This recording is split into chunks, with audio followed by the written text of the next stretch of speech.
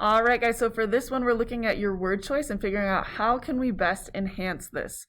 So when you think about word choice, what we do not and will not do is want to just go in and be like, all right, I'm just going to go through the thesaurus, kind of double click here, pick a new word for this. That doesn't work, right? That's going to change your meaning completely. We need to make meaningful ways to enhance your writing, not just slam in fancy words to sound fancy. That doesn't work. So there's a couple different devices we're going to use that you already are familiar with to do this. The way this document is set up is we have the different device you can use. Down here we have some different notes linked for you, as well as a YouTube video that explains that thing.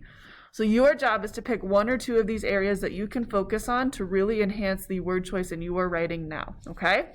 So when we look here, we have figurative language, adjectives, adverbs, strong verbs, and then sensory words. So I'm going to run through each of these super quick with you just to kind of show the idea. The more resources are attached down here. We will not have a practice activity for this because your practice activity is going through this document and picking some you want to do. When you think about our writing, you can put your word choice kind of wherever you want, but I chose analysis first. That is mostly my writing, right? So down here, I'm going to use analysis first. I'm going to use this same piece of analysis from our mentor text the entire time and just show you how it changes. So let's read it together first. This moment is significant because it shows how detached Esperanza is from her home. She feels embarrassed and shameful about where she lives, which ultimately impacts her identity. It is hard for her to be her true self when she feels so detached from her home. To enhance that, we are going to do a couple different things. For this one, we're going to think about where can I add figurative language? So a simile, a metaphor, onomatopoeia, whatever, to show and emphasize this point. Not change it, but really kind of bring it more to life.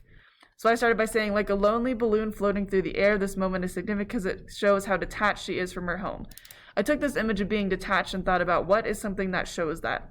Well, to me, it's a balloon kind of randomly floating, right?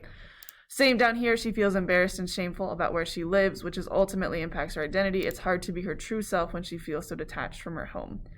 That just enhances it a little bit, right? It gives it a little bit of a boost and shows figurative language to further my point, okay? Next one are adjectives. We know that this is a person, place, thing, or idea. It's words that describe that, A noun is a person, place, thing, or idea. Adjectives describe those, okay? Or defines that.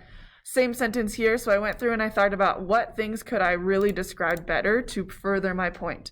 This is talking about her identity, right? It's talking about how she feels about her identity. So in this sentence, I went and I said that her delicate identity. So she feels embarrassed and shameful where she lives, which ultimately impacts her delicate identity. That shows why this is so important, right? One person saying something should not impact her whole life. If it's delicate, it will impact her life. And we know that's true, right? It is challenging for her to feel so aloof, right? So just two more words here again to kind of describe her situation a little deeper. This already adds depth to my analysis and to her character as well. Do not just go through and put a million adjectives here. Pick one or two that you know are going to help further your point, like this example. All right, let's keep moving. Down here we have adverbs. So these are ones that describe a verb, adjective, or adverb, usually ending in ly.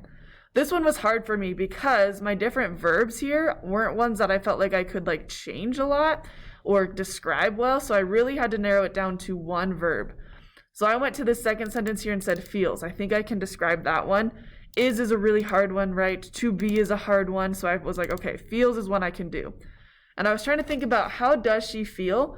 Well, she's reluctant, right? She doesn't want to admit what's happening. So I said she admittedly feels embarrassed because she doesn't really want to admit that, right? But I feel embarrassed, okay? Again, that's just going to enhance it the slightest bit.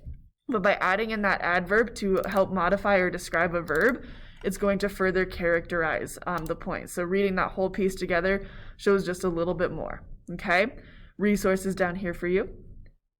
Next one is strong verbs. So when we look at this one, again, I'm going to try and either add a new strong verb or change one of the verbs I already have.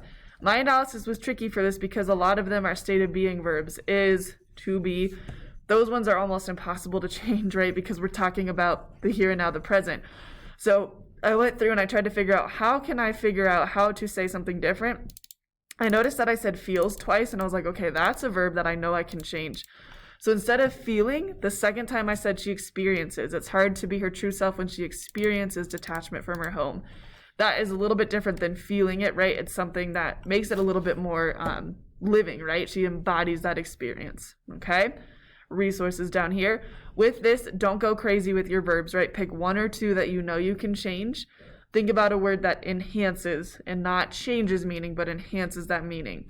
Feeling and experiencing are two very similar ideas. It still keeps the meaning of our sentence. Okay, last one is sensory words. So when you think about our 5 different senses, sight, sound, taste, touch, smell, how can you add that within what you're describing? And this is going to be hard, right? But when we think about this, here I didn't have much of that at all. I was just like, well, I'm kind of really analytical about her home. I'm not making it very real for my reader. How can I do this? And again, I didn't go crazy. I picked 2 different places, but I tried to think about what could I say to bring this to life. So the first one, I said this moment is significant because it shows how detached she is from her home. Well, why is she detached from her home? Well, it's dingy, right? It's just kind of dirty. It's kind of broken. That helps me understand why she feels detached, because I'm like, why does she feel that way, right? If I describe the home, that's going to help. Okay. And in this one, we're using that. So to me, that's a sight word. Like I can see what that means, right? Then here I said she feels embarrassed and shameful. Well, how does that feel, to feel embarrassed or shameful? For her, I feel like it's almost a burning, like inside her, right? She's like, I really, really hate this.